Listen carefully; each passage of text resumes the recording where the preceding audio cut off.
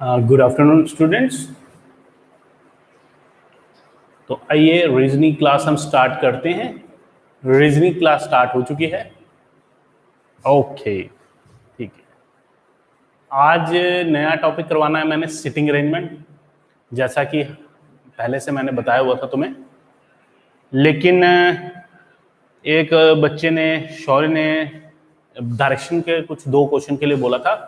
शौर्य 21st question जो है उसमें कुछ रेक्टिफिकेशन है, उसका आंसर आपका गलत आएगा। ठीक है, वो मैं आपको, वो एक लाइन है, वो उसको काटना है लाइन को, तो वो लाइन उसमें एक्स्ट्रा लिखी गई है क्वेश्चन में, टाइपिंग मिस्टेक हुआ है, इसीलिए वो उसका आंसर मत उसको कंपेयर कर किसी से। और सेकंड जो तूने पूछा 23rd क्वेश्चन, वो मैं बता रहा हूं आपको उसकी फिगर, ये डायरेक्शन का PDF 1 का 23rd क्वेश्चन। ठीक है, शौर्य ने बोला था कि ये समझा देना, तो ये 23rd क्वेश्चन डायरेक्शन का है। इसमें उसने बोला था a man starts walking towards, या ईस्ट की तरफ जाता है, 90 मीटर जाता है। उसके बाद लिखा था before turning to his right, यानी कि 90 मीटर चला गया है, फिर उसने राइट टर्न लिया है। बिफोर टर्निंग मतलब राइट टर्न लेने से पहले 90 मीटर चल पड़ा है। फिर उसके बाद वो कहाँ गया? नीचे 20 मीटर, राइट नीचे ही होता है, राइट। फिर उसके बाद अब जब वो साउथ की तरफ जा रहा है, नीचे जा रहा है, उसने बोला before turning to his right, दोबारा से इसने राइट टर्न लेना है। तो दोबारा राइट टर्न लेगा तो किस तरफ आ जाएगा? यहाँ पे। तो ये गया था 30 मीटर लिखा हुआ। ठीक है, उसके बाद इसने बोला था लास्ट में वो नॉर्थ की तरफ जाता है 100। अब नॉर्थ की तरफ यानी कि ऊपर को जाता है 100, यहां तक 20 है, तो ये क्रॉस कर देगा यहाँ फाइनल। ये इनिशियल पॉइंट था और ये फाइनल पॉइंट है। इसने बोला ये बताओ ये कितना है। ठीक है ना, इसने बोला था इनिशियल पॉइंट और फाइनल पॉइंट बताओ कितना, how for they he is from starting point. तो अब पहले मैंने क्या करना था, ये राइट एंगल ट्राइंगल है माय डियर लवली फ्रेंड्स, तो ये कितना होगा? ये टोटल था 100 में से 20 माइनस तो 80। ये टोटल था 90 में से ये कितना है? 30, तो ये रह जाएगा 60। अब पाइथागोरस लगा लेंगे, h का square is equal to p का स्क्वायर, b का स्क्वायर, 80 का स्क्वायर प्लस 60 का स्क्वायर, ये होता है 6400, ये होता है 3600, वो हो जाएगा बच्चे 000, और वो आ जाएगा रूट 10,000 का कितना होता है? 100। तो 100 मीटर इज द आंसर। ठीक है, सॉरी ये बी ऑप्शन था, ये बी ऑप्शन था हमारा वहां पे, राइट। तो ये देख ले, फिगर देख,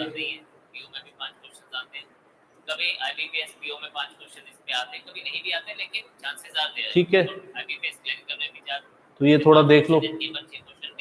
ठीक है शौर्य, समझ आ गया होगा, इसको देख लेना, राइट, कैसे कैसे उसने बनाया और मैंने पाइथागोरस को कैसे यूज किया।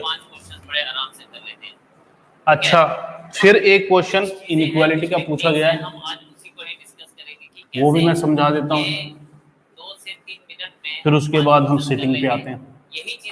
इनइक्वालिटी का क्वेश्चन नंबर 56 बोला है। हम लोग टॉपिक को हमेशा बिल्कुल बेसिक से लेके चलते हैं। ये आशीष ने बोला, पता नहीं आशीष ही नाम था शायद, मुझे थोड़ा नाम का पता नहीं, आशीष ने ही बोला होगा। अच्छा, इसमें मैं इक्वेशन बना रहा हूँ, बाकी कंडीशन देख लेना जो भी है।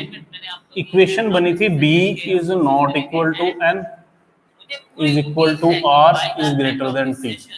ये हमारी इक्वेशन बनती है जब हमने जो भी वहां पे दे रखा है, this means this is not equal to, this is not smaller not greater, तो ये करके मेरी इक्वेशन बनी थी। फिर उसने 2 चीजें पूछी थी। पहला कंक्लूजन बोला था b is not equal to r, और सेकंड बोला था t is less than n।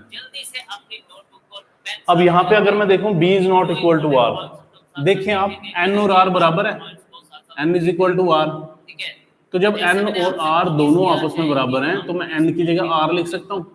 तो ये ऐसे नहीं बन जाएगा, b is not equal to n की जगह r लिख दो, b is not equal to r, तो ये तो ठीक है, क्योंकि n is equal to r given है हमें, तो हम n की जगह r भी लिख सकते हैं, तो वो तो डायरेक्ट यही चीज बोल रहा है, तो ये ठीक हो गया। अब आते हैं हम सेकंड, इस पे n से t की तरफ जाना है, एन से आर गया बिल्कुल, क्योंकि इज इक्वल टू का साइन है, मैं जा सकता हूँ।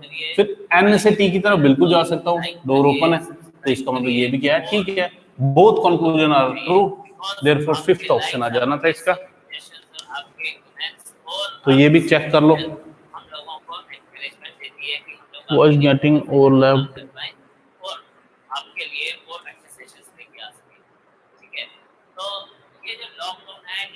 दो अच्छा क्या दो आवाजें आ रही हैं? क्या जो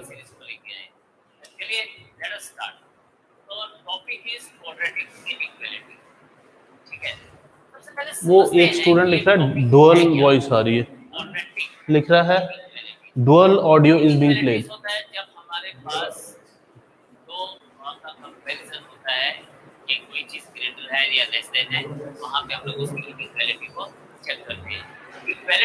हाँ हेलो हेलो हेलो हो रहा है? अच्छा कोई बात नहीं, थोड़ा सा होल्ड करना।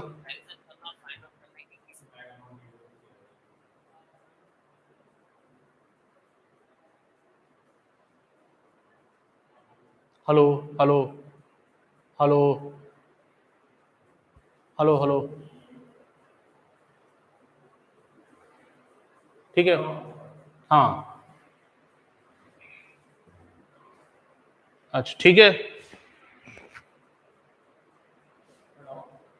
चलो। अच्छा ये वाली इक्वेशन मैंने डायरेक्ट बनाई है, ये 56 क्वेश्चन है उसका इनइक्वालिटी का। तो यहाँ पे इसने पहले बोलता B is not equal to R, conclusion सही है या गलत? मैंने बोला N is equal to R है, तो एन की जगह मैं आर लिख सकता हूँ यहाँ पे, तो वो डायरेक्ट आ जाएगा B is not equal to R, तो ये तो सही है। फिर सेकंड था कि एन से टी तक जा सकते हैं हम, और इज इक्वल टू का साइन हमारा एंड तक नहीं होना चाहिए हमारे साथ। तो देखते हैं एन से आर जा सकता हूँ, बिल्कुल जा सकता हूँ, और इज इक्वल टू का साइन मेरे साथ है। लेकिन आर से टी जाते वक्त मेरा इज इक्वल टू नहीं है, और मैं जा सकता हूं क्योंकि डोर इज ओपन, तो ये बिल्कुल सही हो जाएगा हमारा कंक्लूजन, राइट। तो ये बोथ कंक्लूजन्स आर ट्रू, तो हमारा फिफ्थ ऑप्शन आ जाना था इसका, ठीक है ठीक है।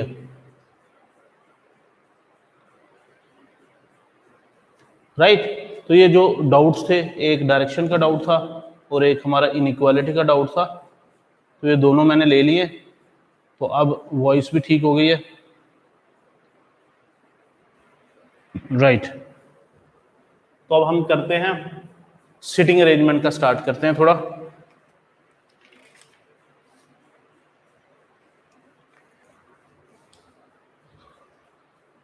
अब सिटिंग अरेंजमेंट में क्या बच्चे आपने ध्यान रखना है, एक तो ये बड़ा इंपॉर्टेंट हमारा टॉपिक रहता है हर, मतलब एग्जामिनेशन पॉइंट ऑफ व्यू के इससे बोल रहा हूँ, ठीक है।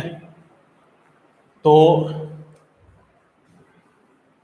सबसे पहले मैं आपको ये बताऊंगा हमारे पास कितने टाइप के क्वेश्चन सिटिंग अरेंजमेंट में पूछे जाते हैं। एक क्वेश्चन रहता है हमारा स्ट्रेट लाइन का। सपोज करते हैं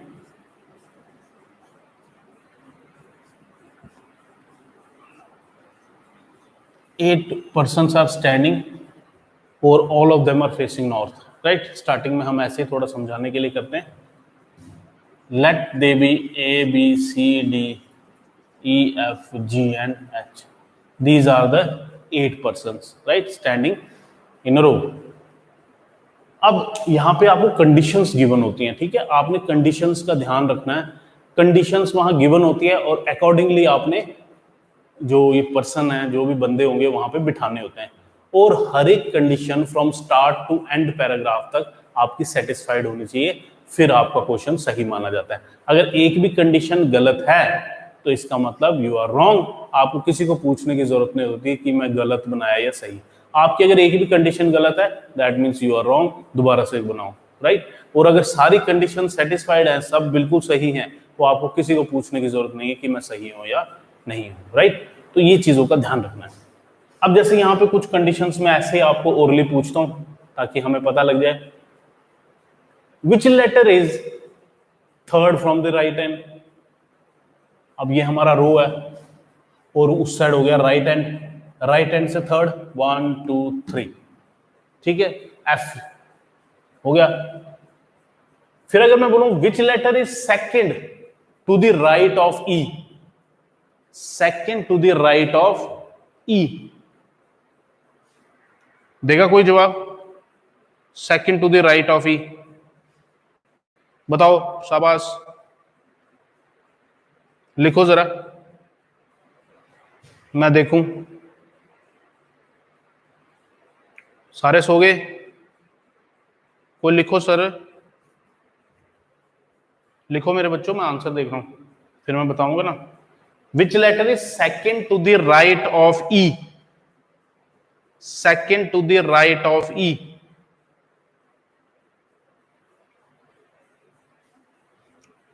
बोलो मेरे बच्चों, बोलो।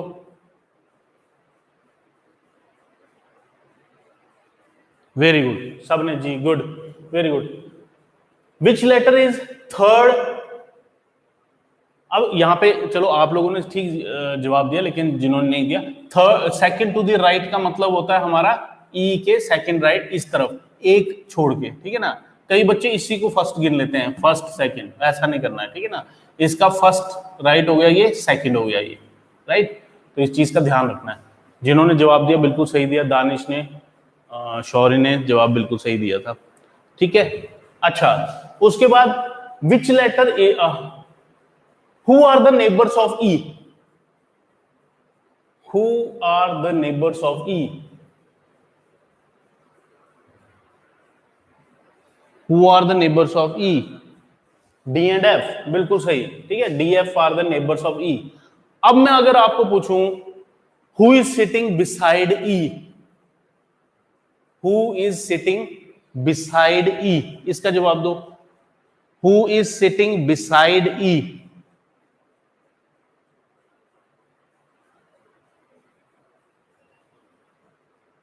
ठीक है, अगेन बिसाइड मींस बाजू, तो बाजू कौन सी? सज्जे बाजू भी तो खब्बे बाजू भी, दोनों का मतलब होगा, ठीक है, D and F, right. D and F, दोबारा इसका मतलब वही होता है नेबर। देखो लैंग्वेज कुछ भी हो, ठीक है ना, मतलब देखो सेम है। मैंने बोला who are the neighbours of E, D and F, who is sitting beside E, D and F again. अच्छा, अब इसका आंसर करो मुझे, इसका आंसर सारे करेंगे। Who is sitting next to E? Who is sitting next to E?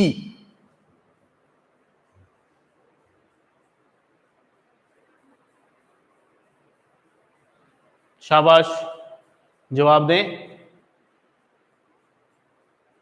आशीष बोलता है F। नहीं, अर्शिया ही, सॉरी मेरे बच्चे, सॉरी, वो आशीष पढ़ रहा हूं मैं। अर्शिया ने एफ बोला है, और दानिश ने भी एफ बोल रहा है, दानिश भी, ठीक है। शौर्य क्या बोलता है? दीपिका भी बोलती है एफ, ठीक है। अच्छा मेरे बच्चे, इन चीजों का बिल्कुल ध्यान रखना है। ये तो मैं बिल्कुल अभी जनरल चीज बता रहा हूं, आगे क्वेश्चंस में गलत नहीं करना। नेक्स्ट भी जब बोला है तो मेरे बच्चे दोनों आएंगे, नेबर आएंगे, क्योंकि अगर हम इधर से नेक्स्ट देखें तो वो है, उधर से नेक्स्ट देखूं तो डी है, राइट। अगर मैंने बोला होता नेक्स्ट लेफ्ट तो फिर एक ही होता, ठीक है। जब मैंने नेक्स्ट बोल दिया, who is sitting next to E, तो डी भी हो सकता है, एफ भी हो सकता है, ठीक है ना। देखो इसीलिए मैं एक चीज और बताऊंगा, हम यहाँ पे सिटिंग अरेंजमेंट के शायद कोई 50 क्वेश्चंस करे, चाहे कोई 100 करे, चाहे कोई 200 करे, चाहे कोई 300 करे, क्वेश्चन हमारा वो कोई पेपर में नहीं आएगा। लेकिन हमें फायदा क्या होता है इतनी प्रैक्टिस का? फायदा ये होता है मेरे बच्चे कि लैंग्वेज बिल्कुल सेम आती है, लैंग्वेज कभी चेंज नहीं होती। तो अब जैसे जिसको ये प्रैक्टिस कर करके चीजों का पता लग गया होगा कि नेक्स्ट का भी यही मतलब है, ये भी यही मतलब है, बिसाइड का भी यही मतलब है, तो वो क्वेश्चन बड़ा जल्दी अटेम्प्ट करेगा, राइट। तो इन चीजों का ध्यान रखना है, ठीक है। तो जो अभी आप गलती कर रहे थे उनको ध्यान में रखो। नेक्स्ट लेफ्ट बोला है या नेक्स्ट राइट बोला है तो एक आएगा, लेकिन अगर मैंने नेक्स्ट बोल दिया तो दैट मीन्स नेबर, ठीक है ना, वो दोनों हो गए, दोनों तरफ हो गए। बिसाइड का मतलब ही नेबर, और नेबर का मतलब तो नेबर ही होगा, ठीक है ना। तो इन चीजों का बड़े अच्छे से ध्यान रखना आप लोगों ने क्वेश्चन करते हुए। तो ये हो गया हमारा एक, ये अरेंजमेंट आते हैं हमारे कौन सा, स्ट्रेट लाइन का। फिर एक स्ट्रेट लाइन वाले ये होते हैं हमारे 2 रोज वाले, जिनमें ऐसे 2 रोज गिवन होते हैं, 1 2 3 4, 1 2 3 4। अब इन्होंने बोला होता है देर are 8 persons sitting in 2 rows facing each other, 4 in each। ठीक है ना, अगर 8 होंगे तो 4 4, अगर 10 का आता है तो 5 5, और अगर 12 का आता है तो 6 6 होता है, राइट। तो यही हमारे 3 आते हैं, या तो 4 4, या तो 5 5, या तो 6 6। तो ये हमारा ऐसे करके सिटिंग होता है। ये भी स्ट्रेट लाइन का ही होता है लेकिन 2 रोज में होता है। अब सपोज करता हूं, यहां पे मैं लिख देता हूं ए बी सी डी, और ये होते हैं ई एफ जी और एच, राइट। ये हम लिख देते हैं।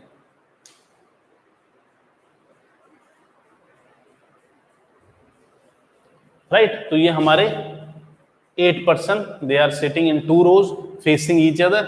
अच्छा ध्यान रखना, अगर आप ऐसे आता है ना, कई बच्चे ये गलती करते हैं, इसीलिए यहां पे बता देता हूं। ऐसे दिया होता है ना तो कहते हैं A B C, there are 8 person A B C D E F G H, they are facing each other, 4 of them A B C D are facing north. तो बच्चे ए बी सी डी जो होंगे north देख रहे हैं, north. अब इसमें north ये नहीं बना देना, कई बच्चे ऐसे बना देते हैं ए बी सी डी, और ये दे आर फेसिंग साउथ। ऐसे नहीं होता, ठीक है ना। They are facing each other, तो ये नॉर्थ होगा, नीचे वाले नॉर्थ, ऊपर वाले साउथ। ठीक है, इस चीज का ध्यान रखना है। ये गलती अगर स्टार्टिंग में ही हो गई तो फिर ये क्वेश्चन सॉल्व ही नहीं होगा। तो इसीलिए इनको ऐसे बनाना है, वैसे नहीं बनाना है। तो ये हमारा इसको गलत कर देते हैं। ठीक है, अब ये हमारे ऐसे करके होता है। अब इसमें ये चीज का नॉर्थ साउथ का ध्यान रखना। फिर अगर मैं अब इसमें कंडीशंस पूछता हूं, हु इज सिटिंग, ये नॉर्थ फेसिंग है, ये कौन सा होता है, नॉर्थ फेसिंग, और ये होते हैं साउथ फेसिंग। अब यहां पे ध्यान रखना, जैसे अगर मैं बोलूं who is sitting immediate left of G, immediate left of G, तो कौन होगा, who is sitting immediate left of G. शाबाश।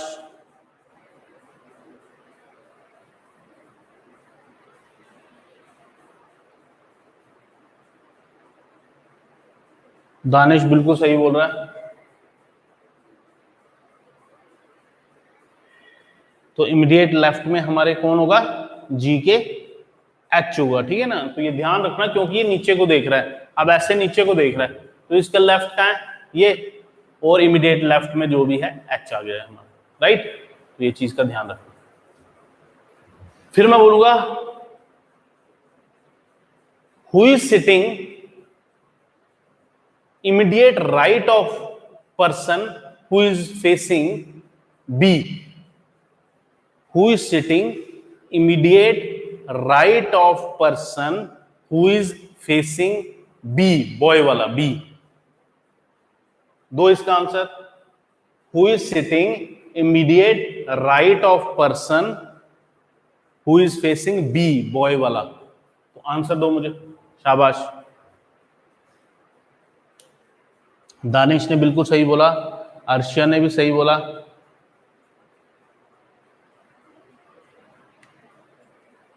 ठीक है दीपिका, बहुत सही। ठीक है, तो इसने बोला था उस आदमी के राइट में बताओ कौन है जो कि फेस करता है बी को, तो बी को फेस करता है ये, उसका इमीडिएट राइट हो गया ये। ठीक है ना, तो ये कंडीशन, बस वहां पे ये कंडीशंस दे रखी होती हैं, आपने बनानी होती है, लेकिन ये याद रखना कि सही तरीके से उनको आना चाहिए। ठीक है ना, इसीलिए मैं ये थोड़ा अच्छा, name any two persons who are diagonally opposite to each other. ठीक है, या डायगोनली ऑपोजिट कौन कौन है इनमें, मेरे को ये बताओ। Name the person who are diagonally opposite to each other. शाबाश, ये लिखो जरा, शाबाश।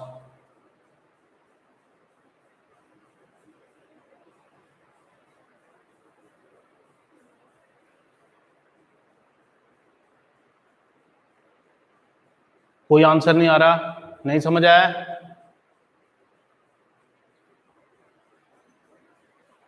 नहीं पता चला, डायगनली ऑपोजिट। चलो मैं बताता हूं। डायगनली हो गया, देखो ए का डायगनली ऑपोजिट हो गया एच, और ई का डायगनली ऑपोजिट हो गया डी।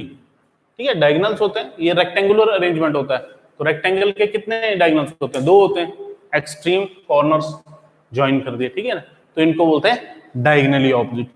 तो ये होता है हमारा डायगनल। तो उन्होंने कई बार दिया होता है A and H are sitting diagonally opposite to each other, तो हमें पता लग गया अगर ए की पोजीशन हमें पता होती है तो हम एच की डायरेक्ट दूसरी जगह डाल देते हैं। ठीक है, तो ये कंडीशंस होती हैं, कुछ दे रखी होती है, फिर वो आपने अकॉर्डिंगली बनाना होता है उसको। ठीक है, तो ये भी हमारा स्ट्रेट लाइन का ही होता है, लेकिन इसमें 2 रोज होते हैं। अब आते हैं हम सर्कुलर अरेंजमेंट। अब तीसरा टाइप हमारा होता है circular arrangement.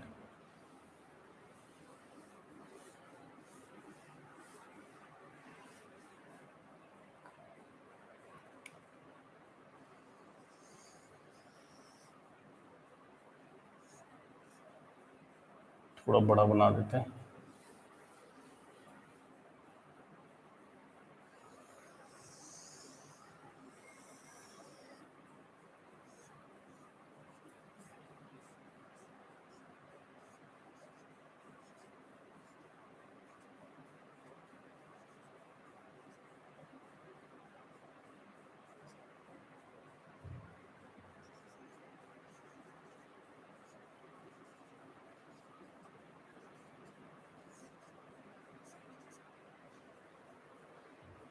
Let these 8 persons are sitting in a circle, all of them are facing center, right? अब एरोज, मैंने डायरेक्शन में भी आपको बोला था कि एरो का काम होता है, ठीक है ना, एरोज जो होंगे वो आपका क्या बताएंगे, pointer of these arrow shows the face of the person, और you can consider yourself that you are sitting in place of E, in place of F, तो आपका लेफ्ट राइट का आपको क्लियर हो जाना चाहिए फंडा। जैसे कि मैं पहले एक क्वेश्चन पूछता हूं, जरा मुझे आंसर देंगे। Who is sitting second to the left of E? Second to the left of E. चलें, शाबाश, आंसर दो।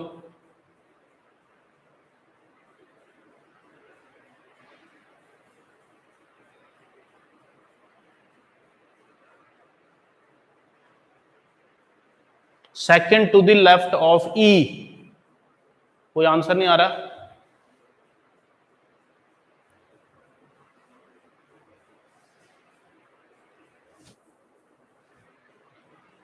Second to the left of E, Arshia ठीक है, दानिश ठीक है, सौरव सेठी भी ठीक है, मतलब गौरव सेठी, और दीपिका, दीपिका देखो ई ये है, ठीक है, ये मैं हूं, मैं ऐसे करके बैठा हूं, मैंने बोला second to the left of, तो लेफ्ट ये हो गया, ठीक है ना, तो मैंने इस तरफ जाना है, इस तरफ नहीं जाना, ये राइट हो जाएगा, तो मैंने इस तरफ जाना है, ठीक है ना। अगर आप इस एरो को देखोगे तो इस एरो का लेफ्ट ये है, राइट ये है, तो लेफ्ट साइड मैंने बोला तो इस तरफ जाना, तो सेकंड लेफ्ट हो गया 1 2 सी, राइट, तो C is the answer. Who is sitting third to the right of F, third to the right of F, चलो आंसर दो। Third to the right of F,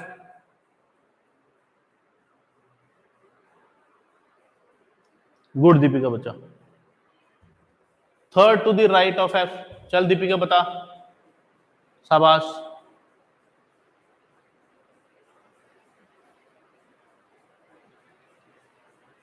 Deepika मेरे पुत्र, तेरा जवाब नहीं आया, तब तक नहीं आगे चलेगी क्लास, क्लास बंद कर दी जाएगी। Third to the left of, third to the right of F,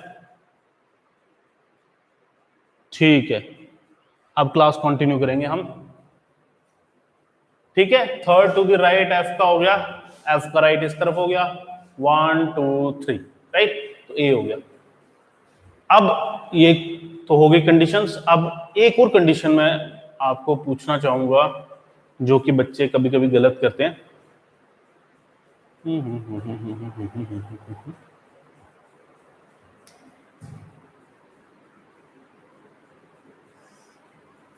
Who is sitting opposite to B, boy वाला? Who is sitting opposite to B, boy वाला? उसके ऑपोजिट बताओ कौन है? चलो शाबाश, आंसर दो।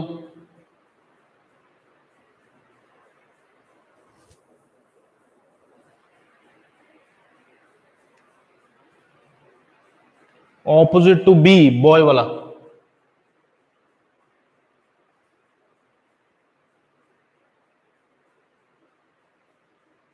एक जवाब आ गया F, Danish Khanna F, Deepika Gupta F, ठीक है राइट। अब देखो यहां पे मैंने एरो जानबूझ के ऐसे डाला था, मैं एरो जैसे मर्जी डालूं, मैं ऐसे भी डाल दूं तब भी बी का ऑपोजिट कौन होगा, एफ। ये ध्यान रखना है। हमने क्या देखना होता है मेरे बच्चे, हमने देखना होता है बराबर रेशियो होनी चाहिए, ठीक है। जैसे इसके ऑपोजिट ये 3 इधर 3 इधर, ठीक है ना। अगर डी के बोलूंगा तो इधर 3 इधर 3, रेशियो बराबर। हाँ, अगर कभी ऑड नंबर ऑफ पर्सन्स बैठे हैं फिर हमारा ऑपोजिट नहीं निकलता। ऑपोजिट सिर्फ तब निकलते हैं जब there are even number of students या even number of persons are there, right. और अगर ऑड नंबर्स हैं तो फिर हम नहीं निकाल सकते, हम ऑपोजिट का नहीं दे सकते कुछ भी, राइट। तो ये ध्यान रखना है चीज का।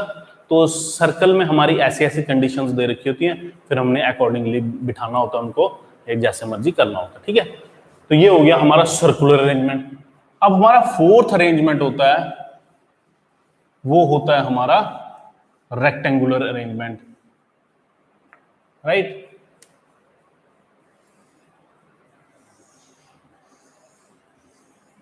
कभी स्क्वायर देते हैं कभी रेक्टेंगल, उसका कोई फर्क नहीं होता। इन्होंने कुछ कॉर्नर्स में बिठाए होते हैं और कुछ हमारे साइड्स के बिल्कुल सेंटर में लिखा होता है वहां पे 4 of them are sitting at the corners and 4 of them are sitting in the middle of the sides, right। अब इसमें और सर्कुलर में हमारा कोई खास फर्क नहीं होता है। सर्कुलर में की प्रैक्टिस अच्छी हो तो इसकी भी हो जाती है, इसकी प्रैक्टिस अच्छी हो तो उसकी भी हो जाती है, राइट। तो इसमें कोई फर्क नहीं होता दोनों में, क्योंकि अगर मैं इसमें भी पूछूंगा who is sitting second to the left of F, तो वही सेकंड लेफ्ट इसका इस तरफ हो गया, डी हो गया। Who is sitting third to the right of E, तो इसका थर्ड राइट हो गया, 1 2 3 एच हो गया। Who is sitting opposite to, वो भी हो गया, ठीक है। तो इसमें और सर्कुलर में कोई फर्क नहीं होता। हम प्रैक्टिस किसी भी एक की बहुत अच्छे से हो जाए तो दूसरे की खुद ही हो जाती है, राइट। तो इसमें कोई वैसा नहीं रहता। तो अब हमारे ये 4 टाइप के हमने करने हैं सिटिंग अरेंजमेंट है। इस टॉपिक को थोड़ा टाइम लगेगा लेकिन आपने साथ साथ चलना है, राइट। मैं धीरे धीरे करवाऊंगा, कोई फास्ट हम भागते हुए नहीं जाएंगे, हमने बिल्कुल आराम से करना है। पहले मैं स्ट्रेट लाइन को अच्छे से समझाऊंगा आपको, फिर हम 2 रोज वाले में आएंगे। स्ट्रेट लाइन वाला जल्दी खत्म हो जाएगा, 2 रोज वाला फिर उसके बाद। स्ट्रेट लाइन वाला जब खत्म हो गया तो 2 रोज वाला भी हो जाएगा, कोई नहीं, उसको भी 1-2 दिन में हो जाएगा। फिर हम सर्कुलर पे आएंगे, ठीक है ना। फिर कुछ क्वेश्चन हम रेक्टेंगल के करेंगे। तो हम ये धीरे धीरे ये टॉपिक को चलाएंगे। अब स्ट्रेट लाइन के क्वेश्चन,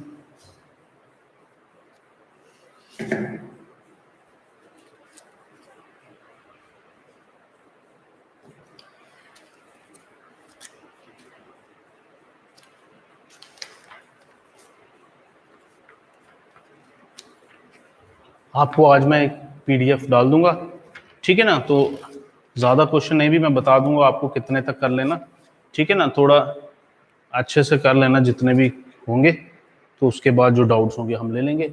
पहले मैं स्ट्रेट लाइन के कुछ क्वेश्चन समझाता हूँ, आप लोग देखेंगे।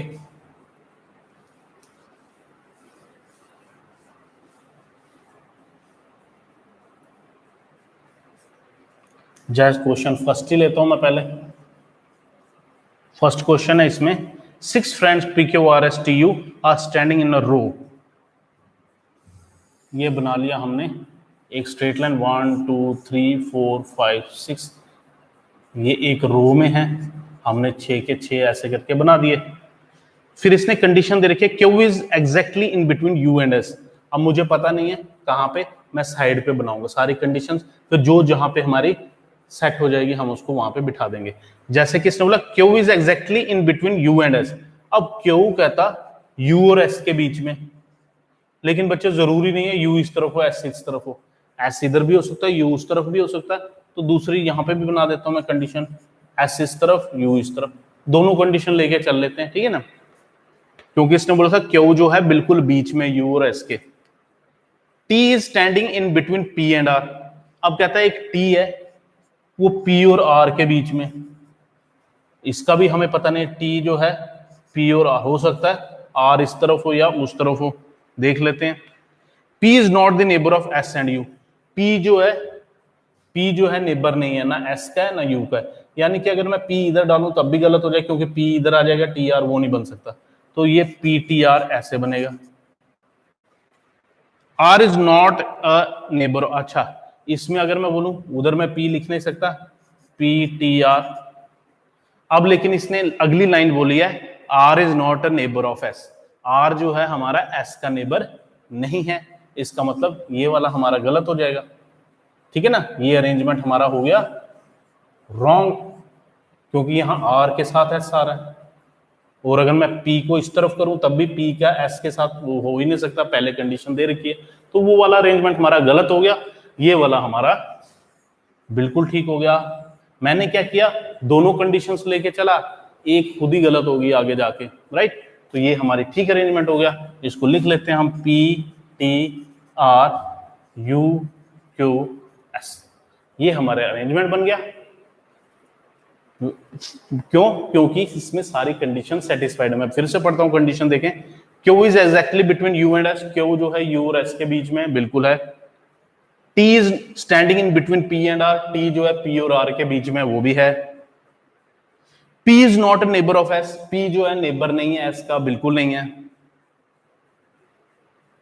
S एंड U दोनों का नहीं है। R is not a neighbour of S। R जो है S का नेबर नहीं है, खत्म, ठीक है। तो हमारी सारी कंडीशन सेटिस्फाइड है, दैट मींस हमारा ये अरेंजमेंट बिल्कुल सही है। अब इसके साथ क्वेश्चंस दिए होते हैं, वो क्वेश्चन पढ़ लेते हैं हम। एक और चीज का ध्यान रखना, मैं फिर से बोलूंगा, अभी जब क्वेश्चन प्रैक्टिस करोगे कई क्वेश्चंस तुम्हें अरेंजमेंट बना लोगे तुम कईयों का, लेकिन क्वेश्चन समझ में नहीं आएंगे कई, तो वो क्वेश्चंस भी मुझसे पूछ लेना है जब प्रैक्टिस करोगे कि सर इसका मतलब क्या था, क्या, क्योंकि मैं एक बात बता दूं, मैंने बोला ना आपको क्वेश्चंस भी ये वो सब जो लैंग्वेज आएगी ना वो बिल्कुल सेम आएगी, लेकिन क्वेश्चंस को समझ यहाँ पे अगर अच्छे से समझा होगा आपने, वहां पे जल्दी जल्दी आंसर कर दोगे आप, ठीक है। अब जैसे इसमें पूछा पहला question, U is standing in between which of the following pair. किस दोनों पेयर के बीच में है U? तो अगर मैं यहां देखूं R और Q, देखता हूं ऑप्शन है कोई, A ऑप्शन है हमारा, Q एंड R दे रखा है, ठीक है, तो उसका A ऑप्शन हो गया फर्स्ट क्वेश्चन का A ऑप्शन। इसका सेकंड क्वेश्चन इसी से रिलेटेड है, R is standing in between which of the following. R किस दोनों के बीच में है, तो R को देखें TU, तो वो हो गया C ऑप्शन, ठीक है ना। फर्स्ट क्वेश्चन का A ऑप्शन और सेकंड क्वेश्चन का C ऑप्शन, ये हमारा निकल गया कौन सा, क्वेश्चन नंबर 1 एंड 2, राइट। अब 3 to 7 आप लोग करेंगे, ठीक है ना। उसके बाद मैं एक और करवा देता हूं आपको, क्वेश्चन नंबर 8 करवा देता हूं, ठीक है। 8 क्वेश्चन करवा देता हूं आपको।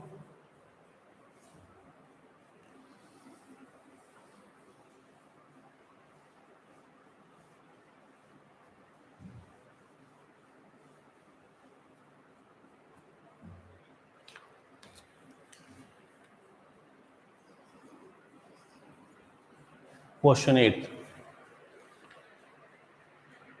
A, D, E, F, H, J, K sitting on a straight table facing towards north.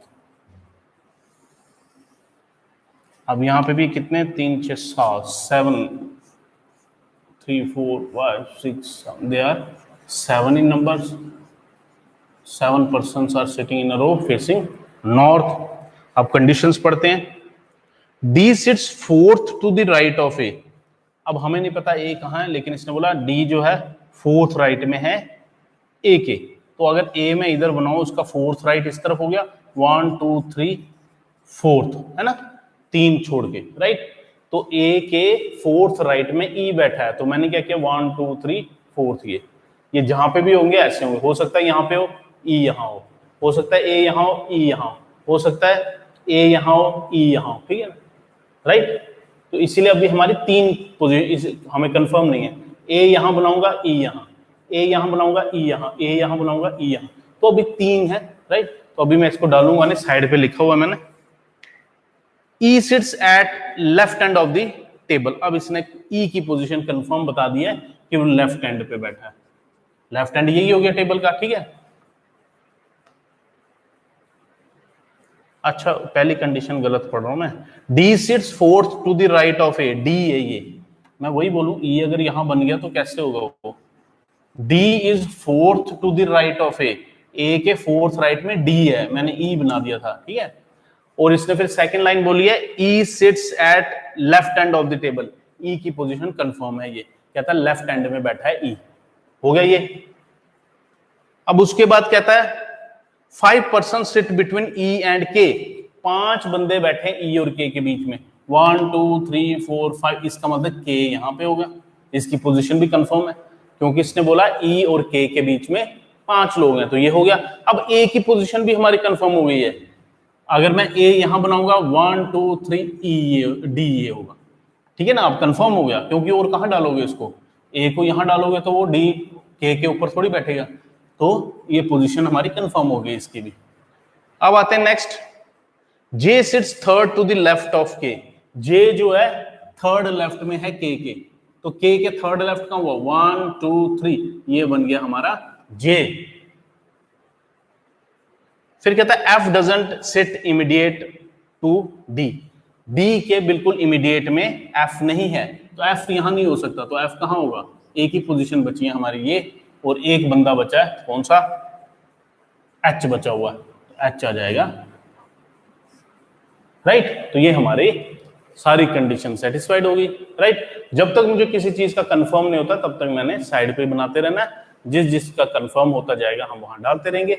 और साथ में ये भी ध्यान रखना, जैसे अब ए की पोजीशन, ए मैंने कब डाला वहां पे, जब कंफर्म हो गया कि उसका अब यही फिक्स पोजीशन होगी और कोई पोजीशन हो ही नहीं सकती, ठीक है। तो ये हमारा हो गया 8th क्वेश्चन। अब इसके क्वेश्चंस हैं कुछ, वो भी पढ़ता हूं मैं। Which of the following person sits exactly middle of the row, कौन सबसे मिडल में बैठा है भाई, जे बैठा हुआ है बिल्कुल मिडल में, ठीक है ना, 3 उसके उधर है 3 उसके, तो ए ऑप्शन 8th का हमारा, क्वेश्चन नंबर 8th का A option. Question number 9th भी इसी पे है। How many person sit between A and H, A और एच के बीच में कितने हैं, देयर आर 2 पर्सन्स, तो हमारा ऑप्शन हो जाएगा B option. Question number 10th,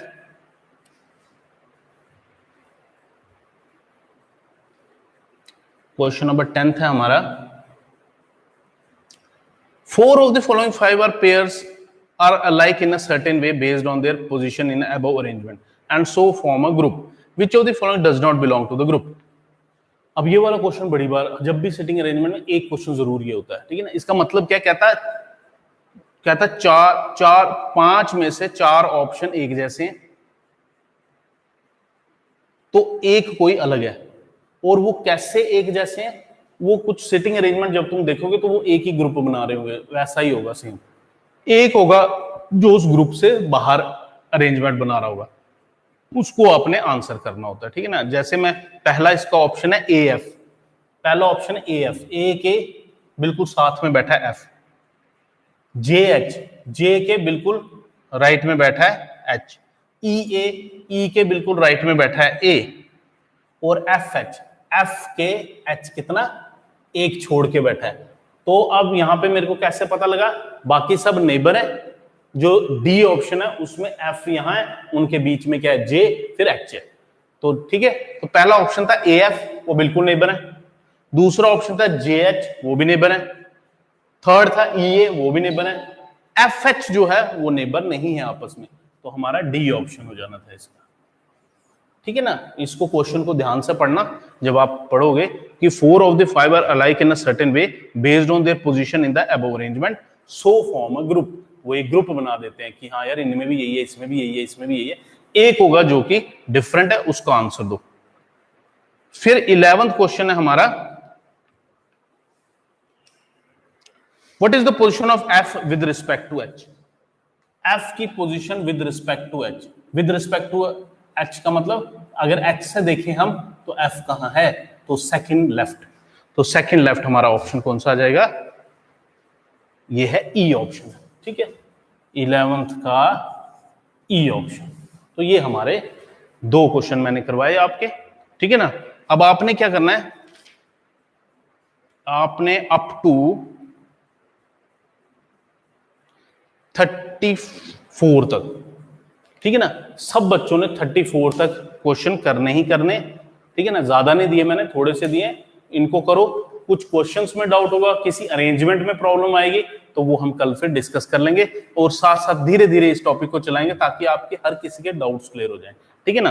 तो आप लोग, मैंने बोला 34 क्वेश्चन तक सबने अटेम्प्ट करने हैं, ताकि जो भी कोई प्रॉब्लम होगी वो कल लेके फिर हम थोड़ा आगे चलेंगे, ठीक है, थोड़े अलग से क्वेश्चंस में चलेंगे, रोज वाले क्वेश्चंस में, ठीक है। ऐसे धीरे धीरे हम एक एक स्टेप बढ़ते रहेंगे, लेकिन आप लोगों ने ये करने हैं आज जरूर, ठीक है। तो आज का हम इतना ही सेशन रखते हैं, आज की क्लास ऑफ करते हैं हम। तो have a nice day, take care, see you tomorrow.